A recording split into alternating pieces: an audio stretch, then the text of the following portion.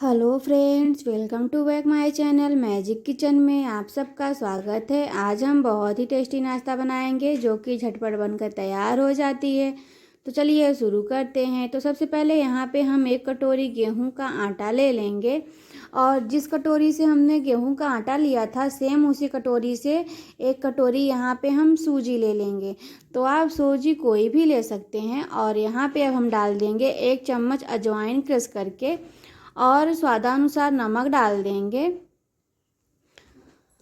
ये नाश्ता बहुत ही हेल्दी है फ्रेंड्स और झटपट बन के तैयार भी हो जाता है। और यहाँ पे अब हम डाल दिए हैं चिली फ्लेक्स।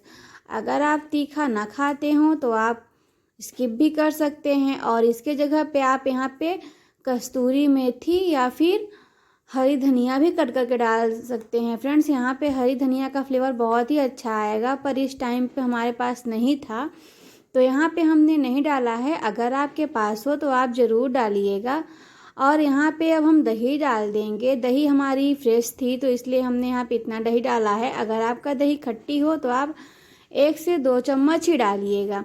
अब यहाँ पे दही को डालने के बाद अच्छे से हम पानी डाल करके इसको गूँथ लेंगे। तो हमें यहाँ पे जैसे आप रोटी या पूरी पराठा के लिए आटा गूँथते हैं सेम उसी तरीके से यहाँ पे हम आटा को गूँथेंगे।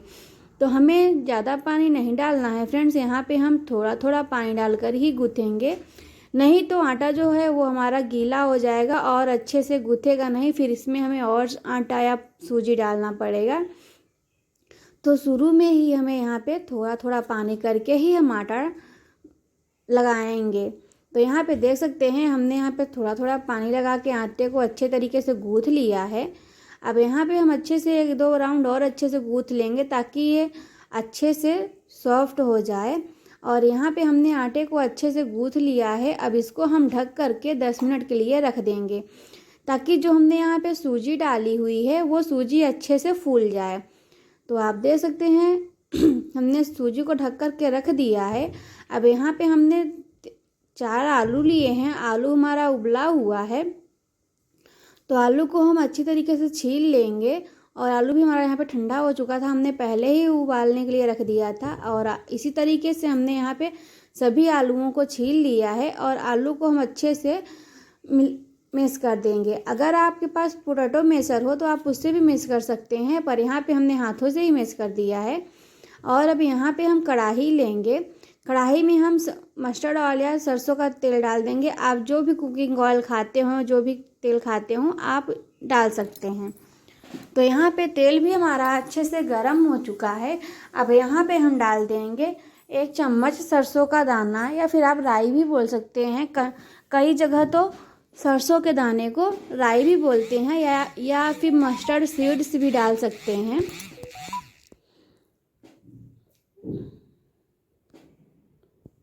तो यहाँ पे हम अच्छे से चटक गया है और अब यहाँ पे हम डाल देंगे प्याज। तो हमने प्याज पहले ही बारीक कट करके धोकर अच्छे से रख लिया था। तो यहाँ पे हमने मीडियम साइज़ के प्याज कट करके डाले हैं फ्रेंड्स। अब अच्छे से हम इसको भून लेंगे और जब तक हम इसको सॉफ्ट ना हो जाए तब तक इसको हमें भूनना है। अब यहाँ पे हम टमाटर कटा हुआ डाल देंगे। हमने टमाटर को भी अच्छे से धोकर पहले ही कट कर लिया था। अब यहाँ पे हम टमाटर को भी 2 से 3 मिनट तक भूनेंगे जब तक कि टमाटर हमारा सॉफ्ट ना हो जाए। तो इस तरीके से हम इसको बराबर से भूनते रहेंगे। और यहाँ पे 2 से 3 मिनट तक हो चुका है और टमाटर भी थोड़ा हमारा सॉफ्ट हो चुका है। तो यहाँ पे अब हम कुछ मसाले भी डालेंगे। सबसे पहले यहाँ पे हमने 1/2 चम्मच हल्दी पाउडर डाला है और 1 चम्मच यहाँ पे गरम मसाला डाला है और 1 चम्मच यहाँ पे धनिया पाउडर डाला है। अगर आप गरम मसाला ना खाते हो तो आप कोई भी कुकिंग मसाला डाल सकते हैं, जो आप मसाला डेली यूज में बनाते हैं वो भी डाल सकते हैं। और यहाँ पे हम अब 1 चम्मच नमक डाल देंगे, नमक टेस्ट के अकॉर्डिंग स्वादानुसार। और यहाँ पे हम चिली फ्लेक्स भी डाल देंगे क्योंकि हमने यहाँ पे हरी मिर्च नहीं डाली है तो इसलिए हमने यहाँ पे थोड़ा सा फ्लेवर तीखापन होने के लिए लाल मिर्च डाल दिया है या फिर आप चिली फ्लेक्स भी बोल सकते हैं। तो यहाँ पे आप लाल मिर्च का पाउडर भी डाल सकते हैं। तो आप कोई भी मसाला डाल सकते हैं।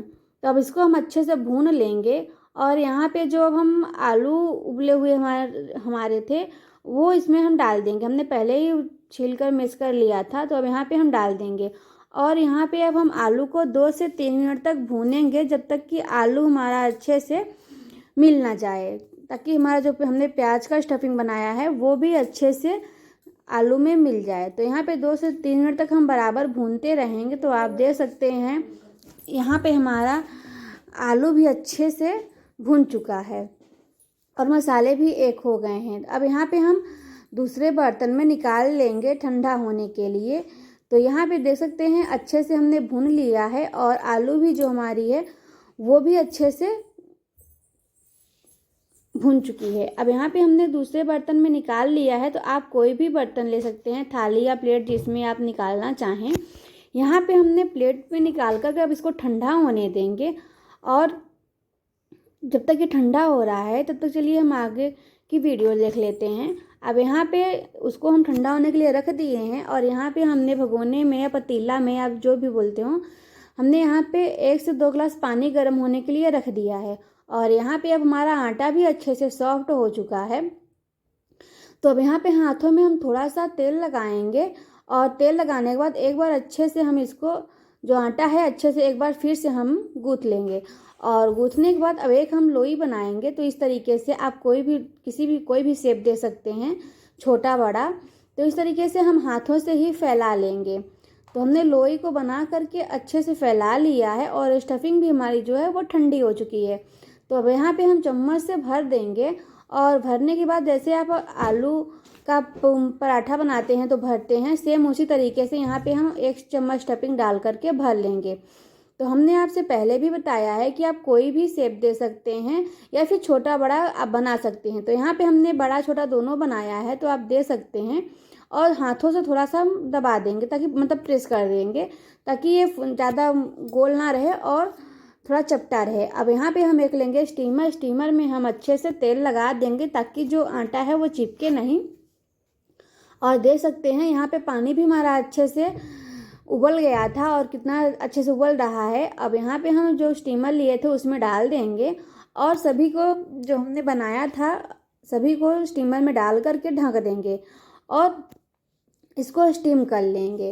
अगर आपके पास टाइम ना हो तो आप इसको फ्राई भी कर सकते हैं, पर यहाँ पे हमारे पास टाइम था तो इसलिए हमें इसको बफा के, मतलब स्टीम करके बनाएंगे बिना तेल के। तो आप देख सकते हैं यहाँ पे जो हमारा एक साइड से बफ गया है, अब इसको हम पलट देंगे और दूसरी साइड से भी अच्छे से बफा लेंगे।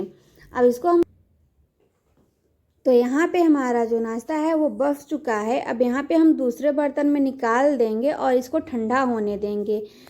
तो आप यहाँ पे फ्रेंड्स ऐसे भी खा सकते हैं और बिना, मतलब कि बिना फ्राई किए भी, अगर आप चाहें तो आप इसको फ्राई भी कर सकते हैं।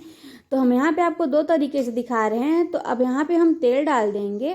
तेल अच्छे से गर्म हो जाएगा तो यहाँ पे हम मस्टर्ड सीड्स डाल देंगे या सरसों का दाना डाल देंगे। और सरसों का दाना अच्छे से चटक जाएगा तो यहाँ पे हम डाल देंगे फ्रेश करी पत्ता है, आप मीठी नीम की पत्ती भी बोल सकते हैं। अगर आपके पास धनिया हो तो आप धनिया भी डाल सकते हैं, धनिया का फ्लेवर इसमें बहुत अच्छा आएगा। और यहाँ पे अच्छे से जब ये सब चटक जाएगा तो हमने यहाँ पे जो नाश्ता बनाया था उसको डाल देंगे। तो इस तरीके से हम इसको 2 से 3 मिनट तक धीमी आंच में ही अलट पलट के थोड़ा सा फ्राई कर लेंगे। अगर आप यहाँ पे फ्रेंड्स इसको बिना तेल के भी खाना चाहें तो आप इसको चटनी के साथ ऐसे भी खा सकते हैं, पर यहाँ पे हम थोड़ा सा अच्छा दिखने के लिए फ्राई, मतलब तेल में अच्छे से फ्राई कर ले रहे हैं, तो इस तड़का देके, तो इस तरीके से। तो यहाँ पे आप देख सकते हैं हमने अच्छे से 2 से 3 मिनट तक भून चुके हैं। अब इसको हम दूसरे बर्तन में निकाल देंगे ठंडा हो जाने के लिए। तो यहाँ पे देख सकते हैं हमने यहाँ पे तेल में थोड़ा सा फ्राई किया है तो इसका कलर कितना अच्छा आया है। तो अब इसको हम दूसरे बर्तन में निकाल लेंगे फ्रेंड्स। तो आप देख सकते हैं ये जो हमारा नाश्ता है बनकर के तैयार हो गया है। आप भी बनाइए, खाइए और इन्जॉय करिए। चैनल पर नए हैं तो लाइक करिए, सब्सक्राइब करिए और फैमिली फ्रेंड्स के साथ शेयर करिए। तो यहाँ पे हमने इस तरीके से भी ये बना के दिखा दिया है। तो आप देख सकते हैं ऊपर से कितना अच्छा क्रिस्पी कलर आया है। तो ये देखिए, और आप यहाँ पे बिना फ्राई किए भी खा सकते हैं। तो अब हम बिना, यहाँ पे तो हमने आपको ये फ्राई वाला 1 चम्मच तेल में फ्राई करके दिखा दिया है। और यहाँ पे अब हम चटनी बनाएंगे, जो कि हमने और वीडियो, मतलब कि जो हमने आपको फ्राई करके दिखाया था, हमने और बनाया था, तो वो हम लोग चटनी से खाएंगे बिना फ्राई करके। तो अब उसके लिए हमें यहाँ पे चटनी बनानी पड़ेगी, तो इसलिए हमने यहाँ पे हरी चटनी बनाई है धनिया और पुदीना की।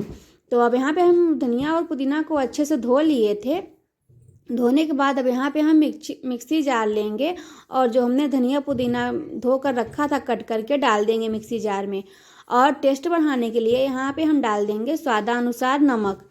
और नमक कम ही रखिएगा फ्रेंड्स, क्योंकि ये हरी चटनी है, हरी चटनी में नमक कम ही यूज होता है। और यहाँ पे अब हम डाल देंगे 1/2 चम्मच साबुत जीरा और 1 इंच अदरक का टुकड़ा और 1 हरी मिर्च, 3 से 4 कली लहसुन डाल देंगे। अगर आप तीखा कम खाते हैं तो आप मिर्ची स्किप भी कर सकते हैं और लहसुन भी स्किप कर सकते हैं, जो आप खाते हो बस वो उतना ही डालिएगा। अगर आप यहाँ पे दही भी डालना चाहें तो आप दही भी डाल सकते हैं। तो ये देख सकते हैं यहाँ पे चटनी जो हमारी है वो